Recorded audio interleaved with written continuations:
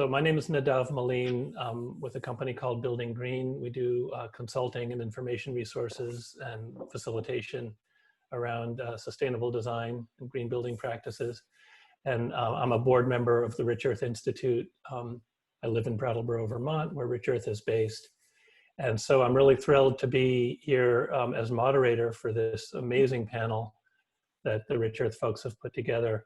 And really the focus of this panel is on, it's called From Individual Practice to Infrastructural Change. And it's really addressing, I think, one of the biggest, most challenging aspects of using urine diversion, nutrient reclamation, and really having it become the solution at the scale we need it to be, which is taking practices that are right now happening very much at the individual level based on the passion and commitment of individual actors and making them something that is easy for anyone to do without having to work too hard or think too much or be too dedicated to the cause to want to do it, right? How do we scale this up so that just as a matter of course, urine gets reclaimed, the nutrients get reclaimed instead of going down the waste stream. So each of our panelists is really coming at this from a very different perspective, and I think maybe it's a very different piece of the solution. We've asked them each to just give an introduction of themselves and what they're doing of no more than 5 minutes, and then we'll go into some questions and questions for them. So feel free to use the chat if you have questions along the way. I'll be drawing from that, and I'll be asking my own questions. And I'm going to let each of the panelists introduce themselves, but just really quickly, the rundown of them. We have Trevor Boyer from Arizona State University going first, then Harald Grundl from EOS Next in Austria, Will Tarpe from Stanford University, Laura Allen with Greywater Action in Oregon in the United States, Pauline Souza with WRNS Studio, an architecture firm in San Francisco, Aurea Husser with EVAG in Switzerland, and Dan Marks, a wastewater engineer in Maine in the United States. So that's going to be our sequence. Trevor, whenever you're ready, take it away. Sure. And I'm timing you for 5 minutes. I'll start to interrupt you if you start to go over. So yeah, I'll put a timer on too because I don't want us to get off track. Okay. Thank you. Great. So thanks everyone for inviting me. I've been to the Urine Summit a few years ago and then have had conflicts. So it's great that it's virtual, actually. It helps us all be able to get together. So I'm going to share some of my sort of ideas related to urine diversion, which is really centered on building scale urine diversion in commercial and institutional buildings. So in terms of where we've worked, our progress on urine diversion, I'm an academic researcher. I've been studying this topic for about 10 years. I was enthusiastic to get into this topic, and it remains my favorite area of research. From early on, I've wanted to take a very sort of systematic approach to studying urine diversion. I've highlighted that here with a few of our papers. And so we look at urine collection. We've done quite a bit of research there, understanding the urea hydrolysis process so that it can be manipulated to allow for ammonia versus urea recovery, effective water conservation. So we start there. We've spent time looking at pharmaceutical removal by processes like ion exchange and biochar. Whether there's risk is still, another area of research, but people are concerned about their presence in urine. A lot of effort on nutrient recovery, and our approach to nutrient recovery is total nutrient recovery. So that is extracting nitrogen in a usable form, phosphorus in a usable form, and potassium, and thinking about water as well. The water component can be important. We've done some of the early work on life cycle assessment. When I was a professor at the University of Florida, we used UF as a model for life cycle assessment because it was a nice kind of community. It had its own wastewater plant. It had lots of data for us to do life cycle assessments. Two key pieces of information there were the importance of the nutrient recovery technology. The life cycle impacts are really sensitive to that.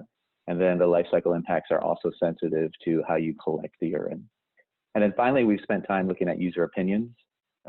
Unlike wastewater treatment, urine diversion is a much more intimate process, and so you need to consider the users. And then we're extending that work now to thinking about facility managers as well. So in my opinion, the biggest obstacle to urine diversion is the logistics. And so this is a figure from one of our life cycle assessment studies. And simply what we're trying to show here is that you move down the slide.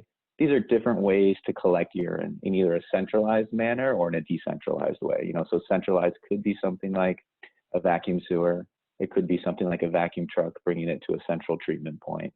And then when you go across this arrow, these are all different components that you need to do the urine treatment, you know, storage, piping, treatment processes. And so when you kind of step back and look at this figure, it's kind of a mess. And what it indicates, though, is that, you know, how you decide to collect urine impacts the components that you need.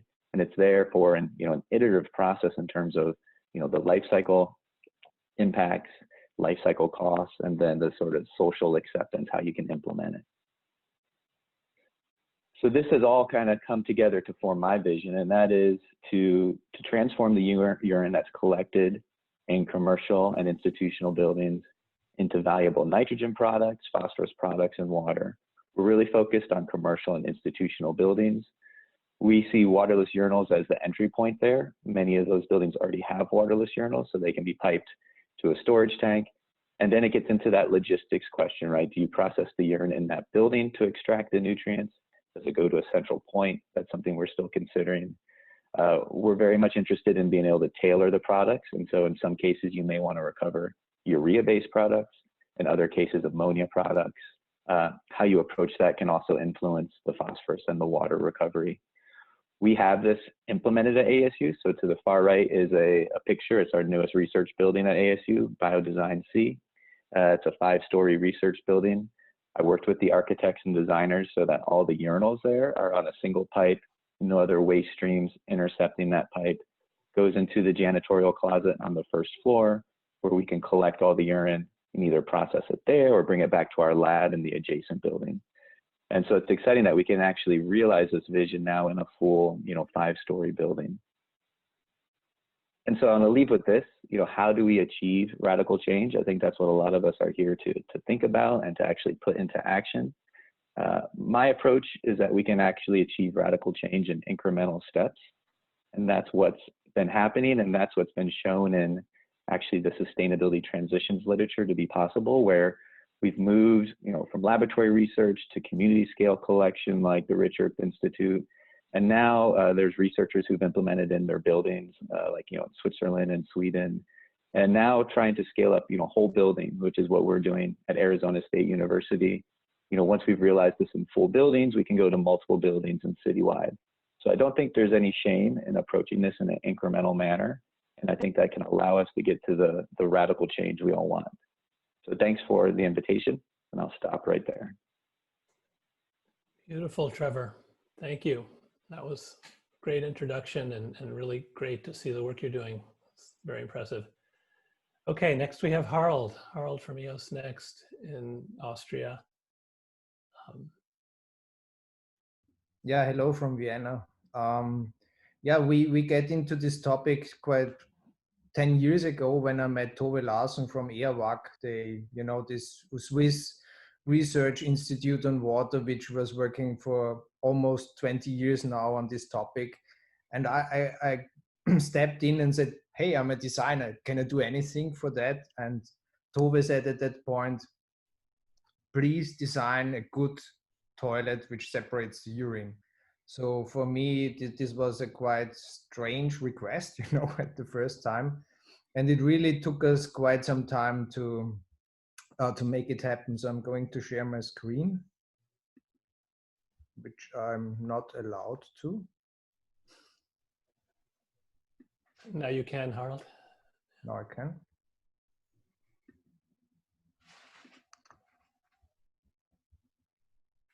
So, yeah.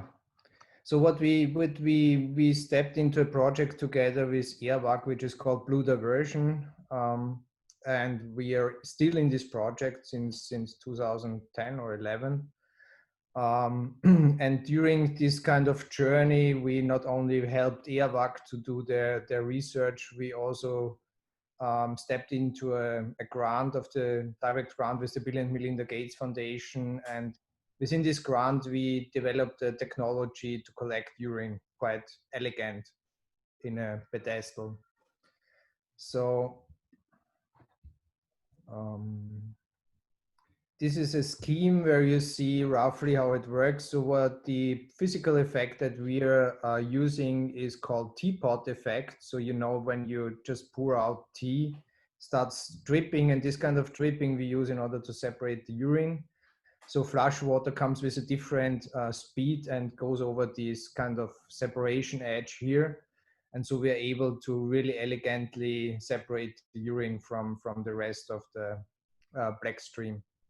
So it took us from this idea quite long to convince a manufacturer to step into this topic, which is quite strange for them. You know, we are designing toilets every year, but we don't come up with new technologies. So what we wrong direction.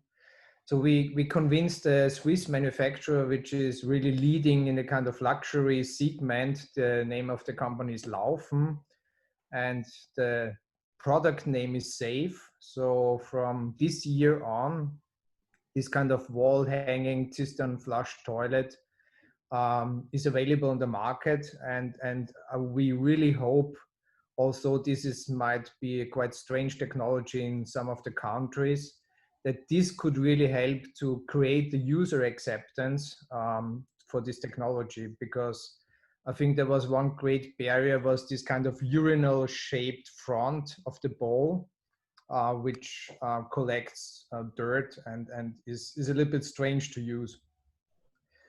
So parallel to the luxury field, so this is a picture from Durban, where we are part of the engineering field test of the Bill and Melinda Gates Foundation. So this is a pour flush toilet that we have installed of one of their facilities. We are also part of the field test of the Gates Foundation in India, in Coimbatore. This is a cotton factory where we have installed a squat pan, which is urine separating. So this is a pour flush toilet, but also you see this is a kind of piece we did within our grant, and this is ready for manufacturing. So we just need to find an Indian manufacturer and they can really start doing this kind of thing. This is another project we do with the industry. It's Envirosan in South Africa. They gave us the chance to work with them on a urine separating toilet.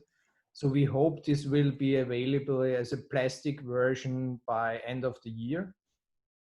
So slowly it starts that this kind of front ends are available. I think this was really one of the barriers so far, that there is no acceptable user interfaces. And I think this work that we are doing is helping to get some projects that you know, pilot projects can be built. So this is a kind of strange thing, because the industry waits for the big projects and we just can serve them with pilot projects. This is a pilot project we do together with Synergy to try to understand if our technology works for dry toilets also. And the last one is the open design urine diversion toilet that we develop for local craftsmen to really for an on-site production of this kind of urine trap technology. So we're really from luxury to helping local craftsmen to adapt this technology. We really try to make our contribution to this topic. Thank you. Wow, thank you, Harald. That's amazing. Really great to see how that's evolving. I got to see the rollout of the Lauf and Save toilet last year in New York, and it was very impressive. The response to it was strong. So congratulations. Thank you. Okay, Will Tarpe, you're up next. Are you ready to go? Ready to go. Hi, everyone. All right, take it away. Okay. Get this going here. Okay, hi everyone. My name is Will Tarpe. I'm an assistant professor in chemical engineering at Stanford, and I think this is either my third or fourth year in Summit, so it's one of my favorite events. And I definitely want to say, I know Harald mentioned Tove Larsson as well, but I think Tova was one of our keynote speakers a few years ago, and I think is definitely one of the pioneers of the academic field of urine diversion and also the practical aspects of it. So I think you'll see many of her ideas that many of us have run with, but definitely I know she's on the call, so I wanted to acknowledge the work she's done. I'm sure Aurea will add some of Tova's most recent work too. So my lab, we're a group of chemical and environmental engineers. So we work across scales. So from the molecular scale, we've seen a couple of my students gave talks on Tuesday, all the way up to the system scale, as Trevor mentioned too. So kind of the four aspects that we divide all of our work into are designing new materials for resource recovery, like adsorbents or other filter materials, designing electrochemical processes, thinking about contaminants like pharmaceuticals and also pathogens, and finally doing some work in resource constrained communities. We've worked with Sanergy in Kenya and most recently with Delvic Sanitation in Senegal. So Nadav asked us to think about some of the challenges scaling up urine diversion. Hopefully this list isn't too overwhelming. I think there are many challenges, but I think we're making progress on all of them. First, I think is economic viability. It definitely struck me when we were talking with the CBSA yesterday that many of the container-based sanitation organizations noted that urine diversion is not yet cost effective. And I think part of this is that fertilizer prices are hard to beat. Depends where you are in the world, but making fertilizer from urine can be economically challenging. So I think this is related to a second challenge, which is how do we make high purity marketable products? And still thinking about cost, depending where you are in the world, there are sunk costs in existing infrastructure. So getting people to change from combined sewers for full wastewater to urine diversion can involve large behavior change. And finally, I think there's some challenges in prioritizing value propositions. Urine diversion has so many benefits, and within our community, I think it's easy to see. I think when I talk to people outside of our community, it can be a little hard to know which is the major benefit, or people want to know what are the top two benefits. And so some of the work we've done recently, this kind of scorecard, is looking at different nutrient removal or recovery technologies and their metrics and giving them some sort of scorecard to communicate clearly about what the challenges and benefits of them are, kind of in an apples to apples way, and with an aim to increase adoption over time. So one of the big things we think about a lot in my group, sorry, some of these animations are off, but is that we need to expand our product portfolio. So we think fertilizers are a fantastic thing to make from urine, but we want to expand beyond fertilizers. And so the picture that's not showing up that I'll be happy to send out is kind of a green pyramid that we call it sort of our food pyramid. And it's that making fertilizers is not the highest value product we could make. So maybe we should make, in addition to fertilizers, other products like disinfectants or chemical precursors or commodity chemicals. And so one of the things we've done recently is taken our electrochemical approach that recovers acidic ammonium sulfate, has been the main thing we produce, which is a liquid fertilizer, and simply added a chamber to it and changed some of the chemical engineering of it to make either fertilizer or disinfectant. And all you need to do to change how much of either you want to make is simply change how long you apply the electric current. And so that allows us some flexibility, and going with kind of the general business wisdom that a diverse portfolio is a stronger portfolio. Another thing we're thinking about here is that prioritizing value propositions may require designing on the product side, not just on the process side. And so kind of approaching this, and myself identify as a process engineer, we tend to organize around processes and what they do. Do they reduce volume? Do they reduce contaminants? Do they reduce odor? And I think moving forward, one of the things I'm really excited about is thinking about product purity, product form, and product location, and how that changes how we design our processes. So do we want to make a solid fertilizer or a liquid fertilizer? Are we trying to make a disinfectant, and that needs to be closer to a disinfectant manufacturer than a fertilizer area? So just trying to not stop making fertilizer, of course, but just expand to the other aspects we could make that make new business cases and new value propositions. So one of the last things I wanted to mention is just that urine treatment is also challenging because we have to go across so many scales, right? We do work at the very molecular scale, the chemistry of how we're doing separations, all the way up to life cycle assessment, like Trevor mentioned.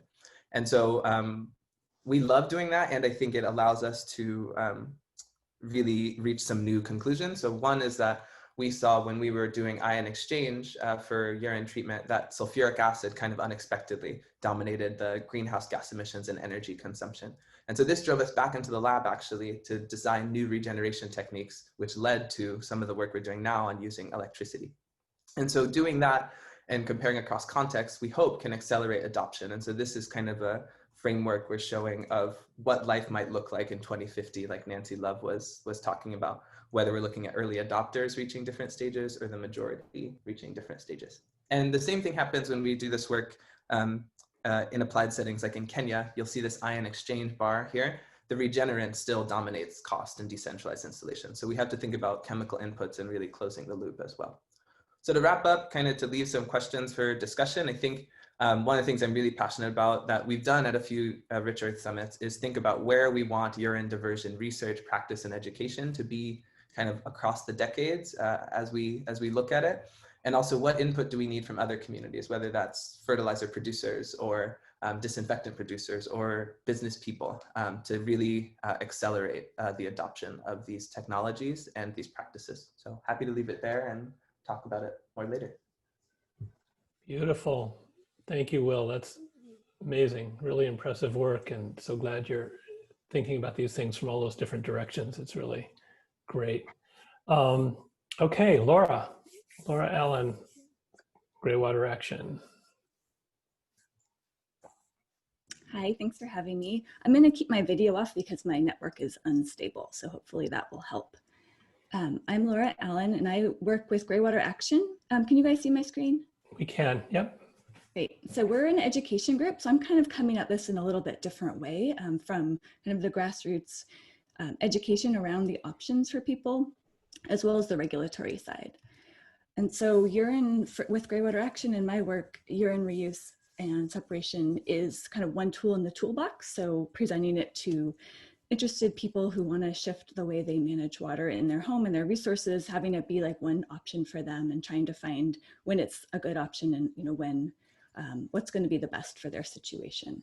So I have more experience with Greywater, so I'm going to talk a little bit about some progress that we've made around that. And I see the same obstacles really for all of these sustainable technologies. Education, people don't always know the options. They don't understand what they can do, the true risks versus the perceived risks, and what this entails. And many people think that these kind of green technologies in the home have to be really expensive or really complicated. And they don't. There's really simple things we can do at all scales. And then we have the technological and logistical challenges, and I don't really work on that so much. And then the last is the regulatory side. So I do work on that a fair amount. I mostly work in California, though I live in Oregon now, and we had a big success with Greywater. When I first started, reusing water was not allowed. It was pretty much illegal. And through popularizing these simple, affordable systems that people could do in their own homes, that really helped push a larger change, which was our state code had a major change to allow a lot of these systems to be installed with no permits even required based on basic health and safety guidelines. And so I've really seen how when a lot of people have seen what these systems look like, they've had them in their homes, it makes it easier to say yes and to make these bigger changes.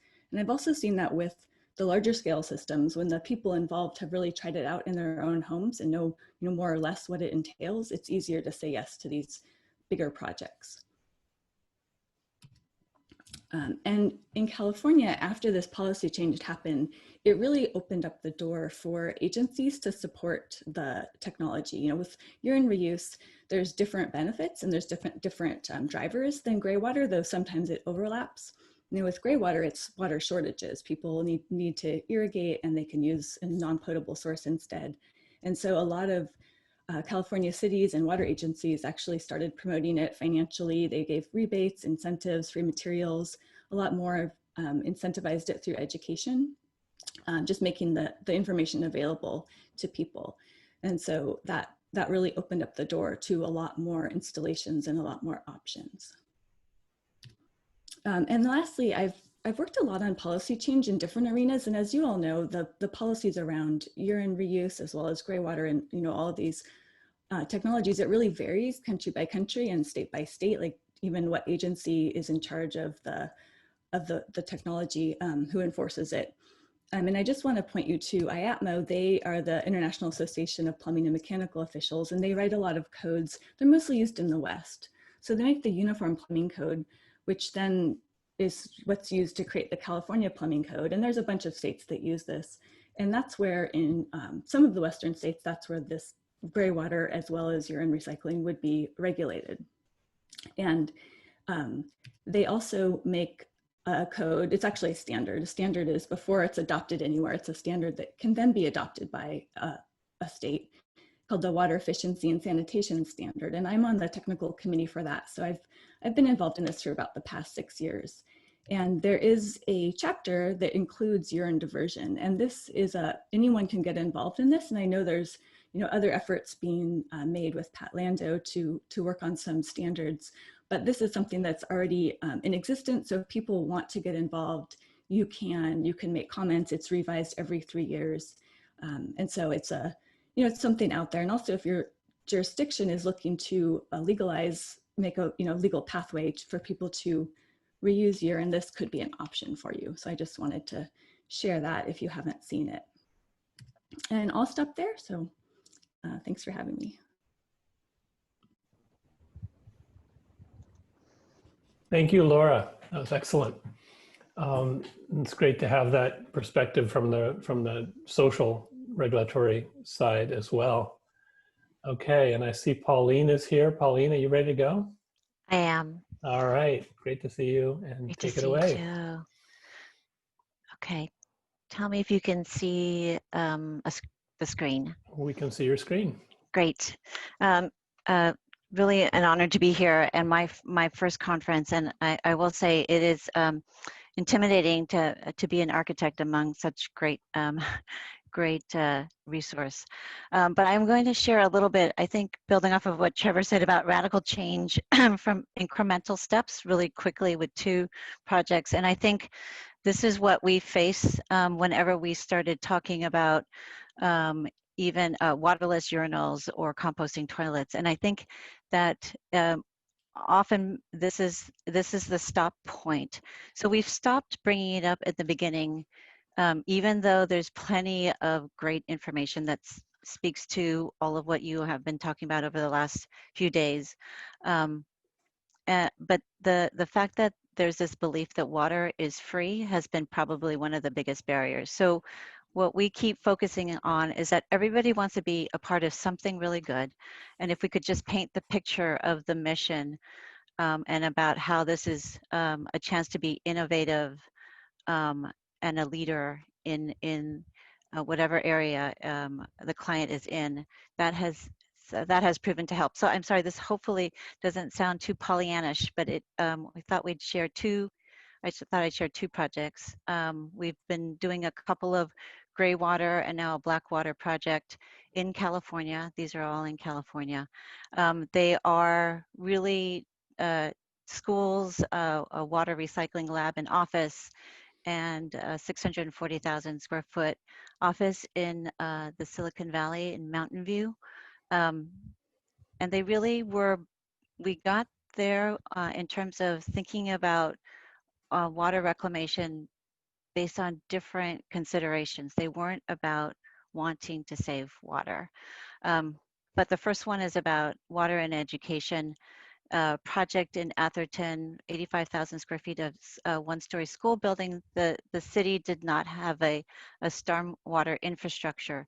So we had to think differently about how to handle water on site, which led to how to think about capturing that water instead of just storing it in an underground pipe, which led to thinking about water on the roofs, and then an idea about collecting that for use in the library through a gray water system that provides an opportunity to connect that collection to a small eco orchard for the students. That arrow is where all the tanks are buried under and where that eco orchard is, with an ability to open up the exterior storage area with some graphics on what the amount of water we have and its distribution tied to a panel inside the library, which helps provide data for use every day. Unfortunately, some of the kids do flush the toilets to see how that shows up on the panel. So there's a little more water that gets used for fun. But I think the big story for that is that the curiosity equals success. And this little story of 8,500 square feet led to a bigger conversation just 20 minutes down the road for Microsoft and the inclusion of a Blackwater system, which also grew from the idea of really thinking about habitat. So this is the existing campus. It's actually will be near completion in about 2 months, crossing our fingers, but you can see it's just a maze of concrete. There's no there. And as many have said already, we seem to be in this perpetual drought. I've lived in California most of my life. It seems like we're always in a drought, and this project started just at this moment when the crisis hit again. And it also came at a point where Microsoft was rethinking their strategies and how carbon was a part of every aspect while being in water and community. There's a recognition, the project is right, I can't point to it, but right lower on the page, that dashed line, it's right where the tidal marshes are, and there was water infiltration and previous development toxicity in the aquifer. And so there was a talk about historic ecology and what could we do to bring, to help push that infiltration back, intrusion back, how we could think about rainwater, stormwater, blackwater, how we could think about habitat that would be a great place for people to work. And sorry, this is out of sequence and showing what's installed right now. But this is the vision of the new campus. So more green, 2,000 plus employees, so an increase in their current capacity. The idea that it's low and just 2 stories, that you can walk through it, that every place is a place to connect and be, and that water has a way of working through the site and is evident. And I will say this story was, while it connected to the mission, there was a desire to be an innovator and to make a place that was better for the employees, and also to try to retain the talent at a place that could connect, make a connection to community and be a leader, especially in drought-prone California. So just a couple slides on how rainwater is collected on the roofs, how stormwater is also collected, and that it does not go through the Blackwater system, but infiltrates into the creek that is the project's neighbor, which helps to provide a better condition for the existing landscape and for the new landscape that's planted there. And then how all that, the water is connected to the Blackwater system for flushing. It started to become a connection to water and energy. And just again, a couple of pictures to show how those systems become a part of the everyday life of the employees. So it is to be made evident. And then maybe one of the biggest things is that there's an increased capacity of 20%, but 3 times more landscape, and yet a reduction in the current potable use. So we have more landscape and more people and less less infrastructure demand. It supports Microsoft's innovative desire and creates a story. So I think hopefully my contribution is to say that sometimes making the story and getting them excited can help lead to more inclusion of great innovation. Perfect, Pauline. Thank you. It's amazing to see how you've been able to move clients into doing innovative and things that they might otherwise be scared of, and it's a great window into how you make that work. Thanks so much. Okay, we have 2 5-minute presentations left. These are all amazing. So next up is Aurea from AVAG. Okay, there we go. Sorry, I had to stop my video since my network is quite unstable, but I'll try to share my screen. There we go. Yes, we see your screen now. That's perfect. Good. So, welcome, and my name is Aurea. I'm now one of those happy PhD students actually working at EAVAG, where also Tove Larsen is located. And so as a PhD student, I work on the urine treatment to produce a fertilizer out of fresh urine. So in my case, I guess this topic of our panel, from individual practice to infrastructural change, is rather from research to infrastructural change. How can we bring it out of research into the real life? And last year at the Rich Earth Summit, I got the chance to really explain about my research. I think many of you may know the WUNA process that produces the fertilizer urine already. But in my short time in the field, I quickly realized that technology alone can sadly not really change the world. It really needs way more for this topic. It's really interdisciplinary to make this transition. And it's important to realize that there is not one solution for every case. It's really of great importance to really look at the situation we are in, which is not the same for Switzerland and the US or India. So this is why I decided that today I will give you some insights in a project I was involved in the last year, which is actually led by the social science department. And they provided us with a tool named Theory of Change. So we developed together a theory of change for urine separation. And the aim of this is not only to formulate a vision, this is part of it, but it is also a working instrument to then find out how to get to this vision. So I quickly want to walk you through how this theory of change can look like.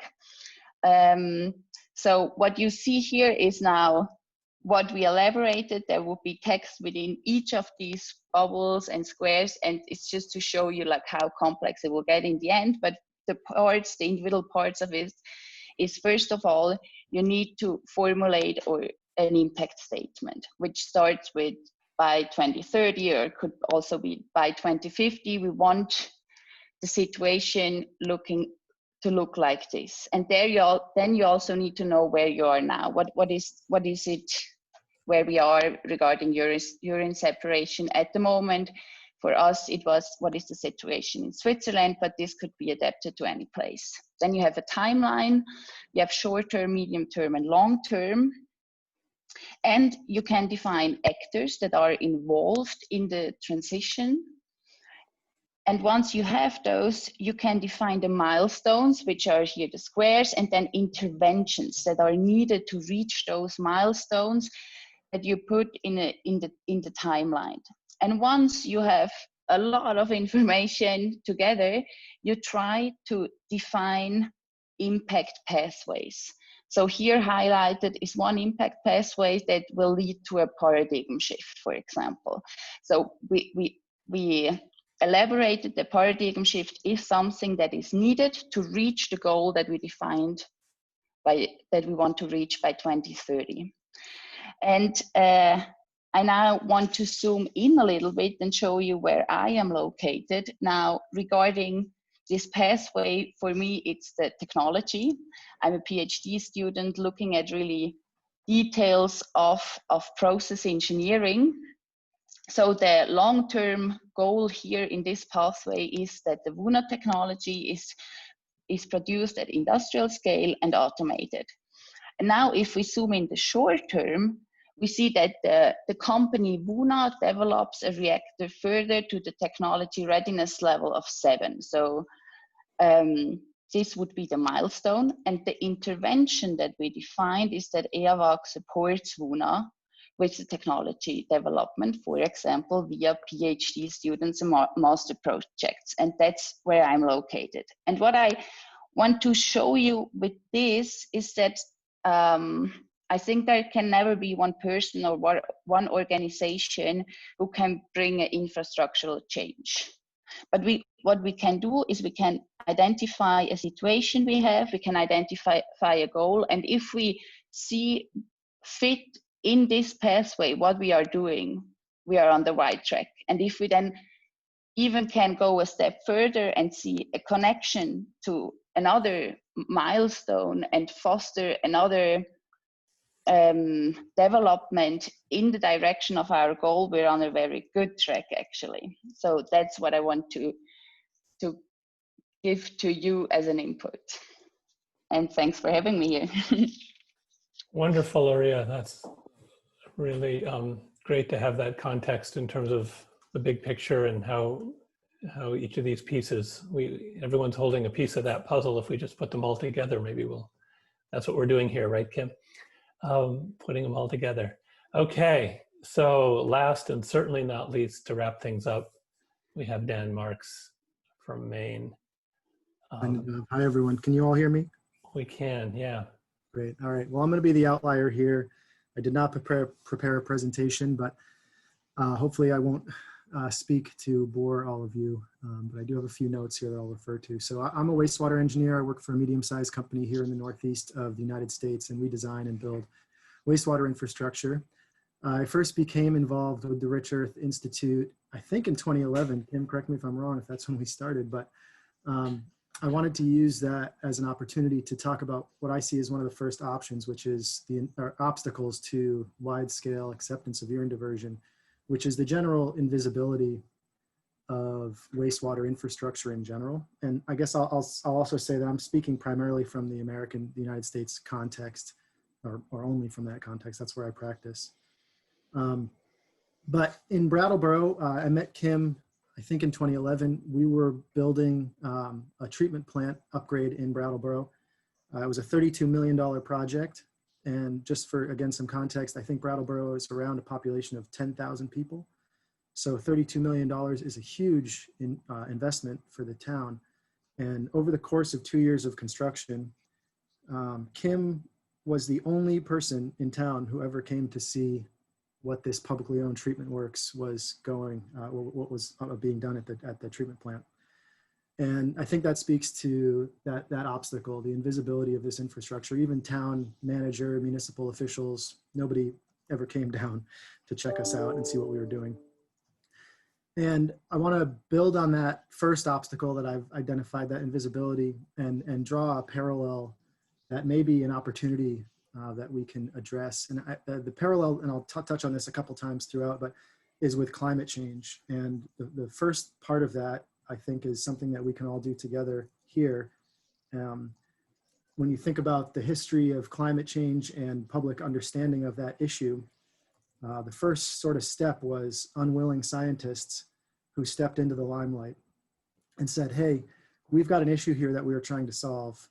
And I've heard some interviews with some of the initial climate scientists who found these issues with climate change.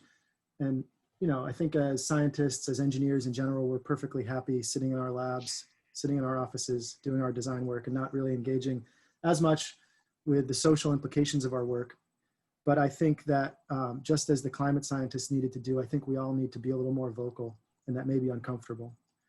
So that's the first obstacle that I wanted to identify. The second is just the scale. This has been touched on multiple times throughout the few days we've spent together. And from a funding perspective, I didn't think when I got into engineering that most of my day would be spent on contracts and finding our clients funding to do the projects that they need to do. But I wanted to touch on that really briefly and just piggyback on some of what Dr. Love said in her keynote. give a little bit of history again from the American context.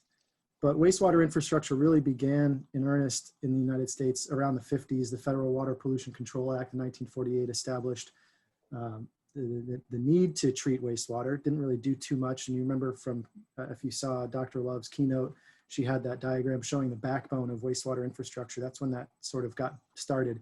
It got a real boost in the 70s with the Clean Water Act. And in the 70s and 80s, the EPA had the construction grants program, and they put out over $60 billion in the 70s and 80s, which in today's dollars is almost $200 billion. And yeah, so speaking to, I think Will maybe mentioned some of the sunk costs in existing infrastructure. There has been significant dollars spent on wastewater infrastructure as it exists currently. Another thing I wanted to pull out of the Clean Water Act is that the permits and the regulatory burden, I guess I'll call it a burden, I mean, it's for environmental protection, but from a municipal perspective, from an owner of a treatment works perspective, the regulatory requirements are driven by what's written in the Clean Water Act as the limits of available technology. And so what that means is as the technology improves, the limits on pollution that a treatment plant is allowed to discharge into the receiving water is going to get ratcheted down and get tighter over time as the technology improves. And what that's set up is actually kind of, in some ways, a perverse incentive where over the last few decades, we've had large manufacturing companies develop technologies at increasing cost and increasing complexity. And that has driven the limits, the regulatory limits and the permit discharge licenses, the limits in those licenses down because the technology is now available, but it's become very expensive. And when the construction grants program that was in the original Clean Water Act came out, these were grants. Many municipalities built a lot of their wastewater infrastructure in the 70s and 80s in the United States, and they were getting 90 or 95 cents on every dollar spent from the federal government in grant loan they didn't have to pay back. And so that was a large amount of money that was put into the existing infrastructure. In 1987, there was a change to the Clean Water Act. The construction grants program was phased out, and now we have what's called the Clean Water State Revolving Funds. These are low interest loans. And in the last 30 years, EPA has spent about $138 billion in low interest loans. So again, huge amounts of money. Again, these are kind of sunk costs that are in the existing infrastructure. I mention this because just from a scale perspective, we are talking about, orders of magnitude larger than we've seen thus far. And that's an opportunity and again, an obstacle because there is a lot of sunk cost in the infrastructure that we have. And I see, as terms of a solution to that our goal really is sort of leading the curve here and the technological advances is to advance the technology to maturity or what was referred to as the technology readiness level so that when there's infrastructure spending that is available, that we can be part of that funding. And I think entry points into that are particularly environmentally sensitive areas. We've seen some opportunity in that in the United States, in the New England region, in Cape Cod. There's been some good work going on down there and around Long Island Sound. And I think also the initial opportunities are going to be in on-site systems and meaning systems that aren't part of a centralized infrastructure, but may exist in rural areas or places where things can be more easily retrofitted. And then from that base, I think we expand as the useful life of the existing infrastructure that is in the ground expires, we'll have an opportunity to replace it with something better. And just again, touching on Dr. Love's keynote, thinking about activism and the length of time that some of these things take, the useful life of a pipe in the ground is typically from an engineering perspective considered to be 100 years. And so that sort of 100-year time frame kind of comes back in here where we need to be ready as pipes are retired to replace these things with something better.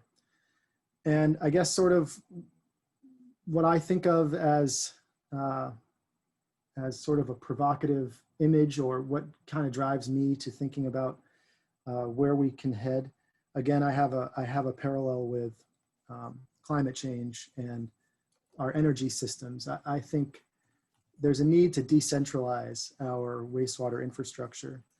And just as with solar panels on roofs or wind turbines, every house could become its own energy production facility. I think with some technological advances, every house could also become a fertilizer production facility, or as Will mentioned, potentially some other products. I hadn't thought about that before, but that's a really interesting avenue. Each home could, with some simple changes in piping and potentially a skid in every basement that reduces the volume and maintains the contaminants. Maintains the constituent, the nitrogen, phosphorus compounds in the urine that we're trying to save, and reduces the volume, that we could turn every home into a fertilizer production facility as well. Super. So yeah, I'll leave it there. Yeah. Sorry for the interruptions with my phone here. That's fine.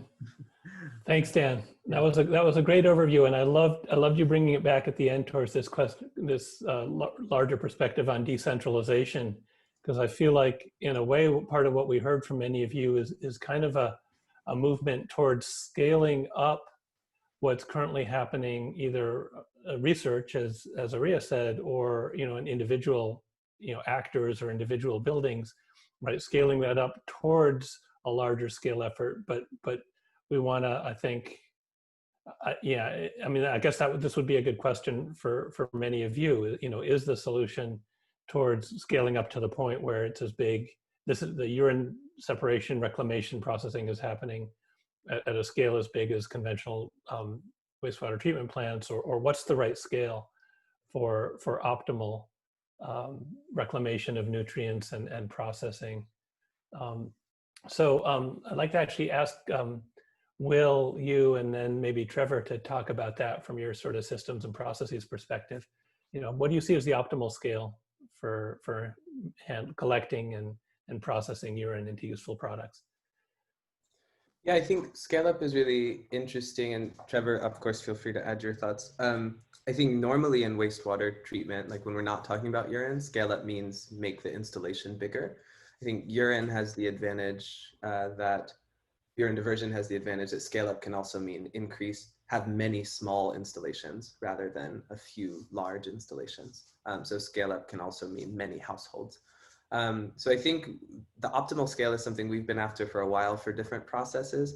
What we've found for most of our processes is it's somewhere inclusive of building scale up to kind of like medium collection point. So it could go to toilet level, as low as toilet level, as high as kind of like big apartment building, many households, hundreds of households type of scale. But that's also because that's what's doable for us. So that's what our thoughts are. But Trevor, what do you think? Sure, Trevor, I'll add to that. As you respond to ahead. that, also please share a little bit more about the building where, the 5-story building on your campus, and where some of the challenges and opportunities you've discovered with that installation. Sure. Yeah. Sure. So I'd say in terms of the scale, I think, and Will brought this up, really thinking about the product, where and how is the product going to be used? Because if you have a market for your product and your scale doesn't match that, either it's not enough or it's too much, then that mismatch is really the problem. And so one product that we're really interested in creating is urea products. Just as Will mentioned, we've been thinking about this for a while. Urea is actually a very high value chemical, many other uses in addition to fertilizer, one of them being diesel exhaust fluid. So, before coronavirus, I'd walk my kids to the bus stop, the big yellow bus would come by, and, one door on the yellow bus says DEF, which is diesel exhaust fluid. And that's essentially like a 60% urea solution. And so I have a PhD student looking at membrane processes to produce urea solutions. And we've done, simple mass balance calculations. And you can collect urine from, depending on the size of the school district, say from about 25% of the schools in the school district. And that could produce enough of the urea to meet the bus fleet needs. So that's an example of how you could think about the scale and matching it to a product use. And so that's why our emphasis on commercial and institutional buildings. In terms of the building we have at ASU, Daniela Sayeda, who's been active in the summit this year and many years, that's really her focus. So it's a 5-story building. It has one sort of, public restroom per floor, 1 urinal in each restroom. Those urinals are on a single pipe that go into the janitorial closet. There's been many obstacles, really quite amazing. I mean, one would be just ASU's design guidelines actually don't allow for waterless urinals because of the sort of historic problems of clogging and waterless urinals. So we had to work sort of to get a variance for those design guidelines, then, get the maintenance staff on hand. Then we had to really educate the users in that building. It's a research building, so you would think them sort of open to research. And my dog doesn't like when I'm on Zoom and she's not here, but she's barking in the background. But what we had to do then is really educate the building occupants, because the building changed from flush to waterless. So the building occupants were really disturbed. And then we had the process up and running, and coronavirus came. And so the building's been largely unoccupied for about 6 months. So we're getting ready to kind of restart that project. So Got it. to summarize it, technical and social in terms of challenges. Yeah, thank you. Thanks for pioneering that. Really quickly, Harald, we're actually at the end of the hour. If some of you need to drop off, I would understand that, but hopefully we can stay on and continue this conversation for a little bit more, maybe another 10 or 15 minutes, just to give people a break before the next session starts. Does any of the panelists, do any of you need to drop off now? Or can you all stay on for a few? No, it's fine. Sounds like you can. Great. So Harald, quickly, I feel like you're really focused on that front end, right? The user interface with collecting, and from a product design perspective, what are you hearing from the others that gives you hope in terms of where this is going and how we can connect up the whole system? So my hope is that we come up with a couple of solutions for the back end. I think the mid end is not an issue. It's just to add another pipe. But I think one of the barriers really for investors and is really that there is a solution which is reliable and proved. And I think there is still not enough pilot projects which prove that this could work. And I would really, what we see with gray water, nobody is this is normal, this became normal. And with urine separation and urine treatment, we are still in the non-normal situation. And so our job was just to make the user experience on the toilet normal. So this is what we could contribute. So we are stepping from man urinal to having pedestals, which can be used by the other 50% of the humans. So yeah, I think this is a start. Perfect. We don't want to border people using urine separation toilets. So, right. Thank you. And Pauline, I want to turn to you now and ask you're engaged with decision makers, right, on large projects a lot around what's going to turn them. And you had a beautiful sort of whole framing on how to engage them and find the points that's going to appeal to what works for them. But are there things you heard from others today that either were inspiring to you as opportunities, like new things you can bring to them, or anything, or conversely, anything you heard that was like, uh-oh, that's something I'm going to have to be very careful how I present because that's going to raise flags? So I think there were a lot of great things. I think connecting the what could be better. I think Trevor just made a case for how it could be used for school buses, and that I can imagine that could be considered, a better, or how if it leads to better produce or better growth in plantings. I would just remember the one with the tomato and the strawberry tasting better. If we could get chefs or someone else who have some other voice and talk about the quality of what that brings, then you have kind of a better confluence of interest. I think it's like a lot of what we're all working with. The technologies are there. we need the small pilot projects, I think Harold was saying. And then if you can gather them up into enough story and find kind of the interest. Like for Microsoft, they just wanted to be seen as a leader, believing everything else, that needed to happen, but also it gave them an advantage that tied to retaining to employees. That was their story way in. So I think it gives me hope that there's been so much work and there's so much product out there. I think if it could be collected and shared out with more clients, if it's happening at the university and it's happening at some businesses, that helps weave a bigger story, and then it grows exponentially. That's great. Thanks, Pauline.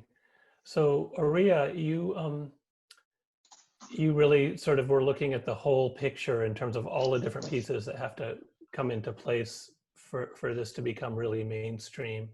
What else did you hear anything from other panelists today or over the course of this summit that really sort of clicked a new box, sort of filled a new gap in that chain for you? Anything you've heard that's exciting in terms of completing the whole picture that we need?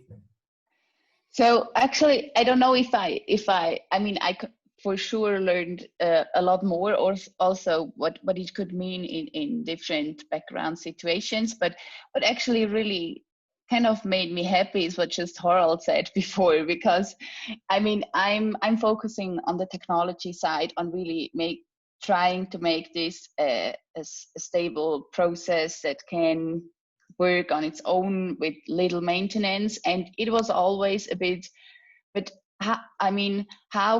why should we work on this as long as people are not ready to I don't know, accept it? And then there was this issue of, I mean, no one will tell you nutrient recovery is not a good thing.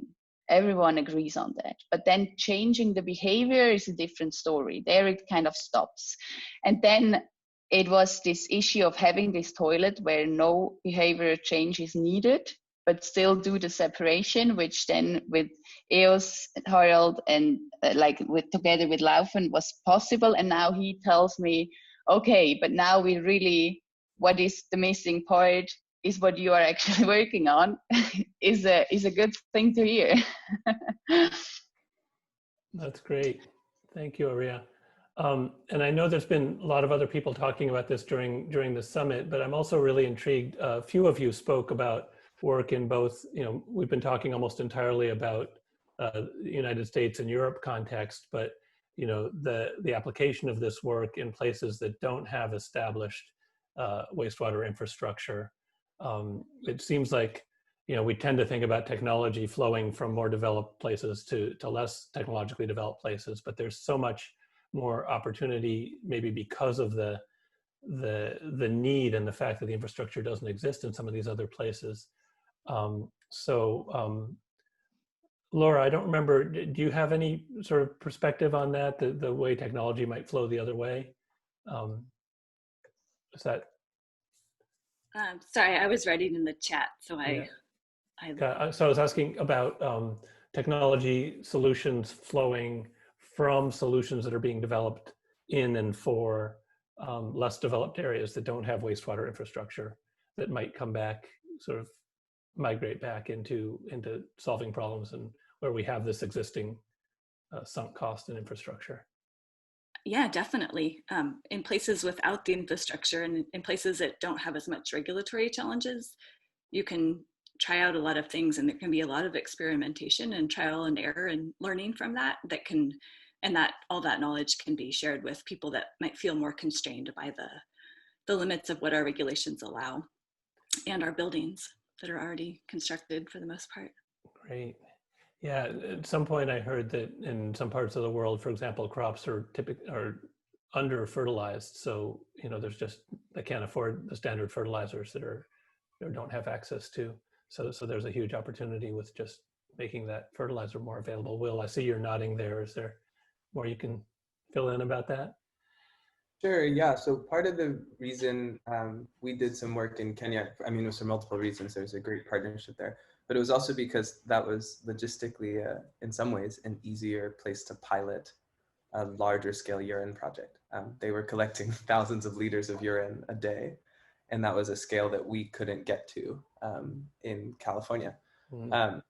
Easily. So it just, there was a great opportunity there. And one of the interesting things we found was that in terms of making fertilizer, urine derived fertilizer, the main advantage was that it was locally sourced, right? And so that ties into like the value proposition, because it skipped imports and most fertilizers are imported. And so this was without government subsidies, but we were able to produce urine-derived fertilizers at a cost, kind of a bare cost that's cheaper than conventional fertilizers in Kenya, where there's a higher demand also, like you mentioned, in terms of there's a need for more fertilizer than there is.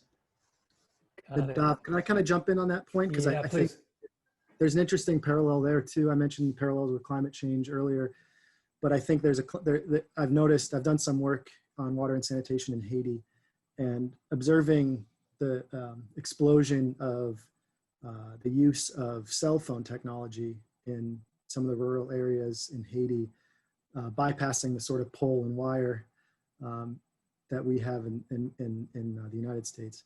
But I just wanted to issue a word of caution there as well. I mean, and without diving into it too much, but there is a long colonial history of using majority world countries as sort of proving grounds for testing out things that we can't get done here.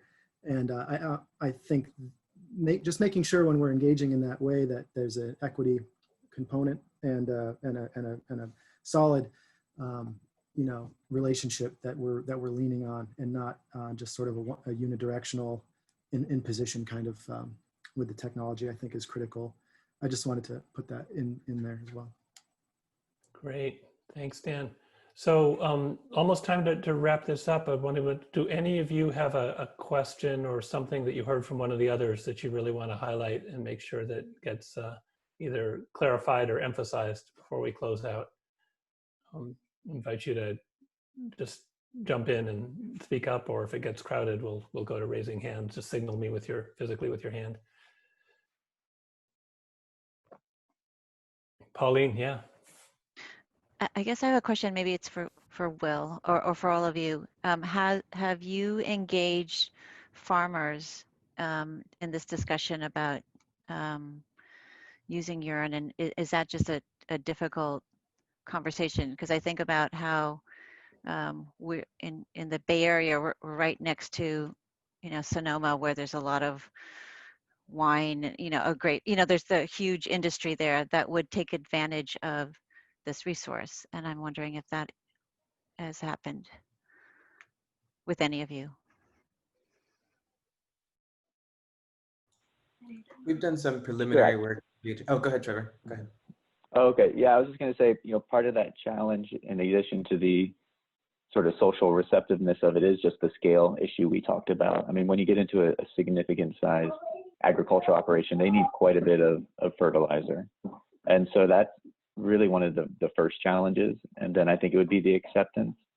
When I was at the University of Florida, we were working on, using fertilizer for turf grass, which isn't as sort of exciting from a sustainability point of view, but it still is a crop that requires a lot of fertilizer. And so if you can source that fertilizer sustainably, that will help the environment.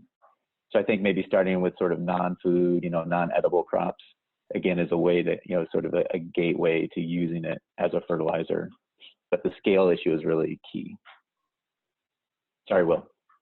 Oh, no problem. I agree. And I think that Trevor's incremental approach idea is key here, I think, because like getting to non-edible crops is important. And also I think demonstration is key too, especially when it comes to anything agricultural. It's not very like agriculture is already risky. So people want to see demonstrations of a fertilizer really working. So that's where like the demonstration of this plant being taller that we saw yesterday, those types of things, but also like a demonstration in a field plot, a smaller scale, is important. So from our conversations with farmers, they have to see it to even think about adopting it. Super. All right. Well, I think we're going to close it out there and give everybody a little bit of a break before we start the next panel. So huge round of applause to all of the panelists. Thank you. Those were great, great presentations and collectively painted an incredibly rich picture of all the different pieces. Thank you all. Thank you. And thank you, Rich Earth, for putting this together and being such a great resource for all of us.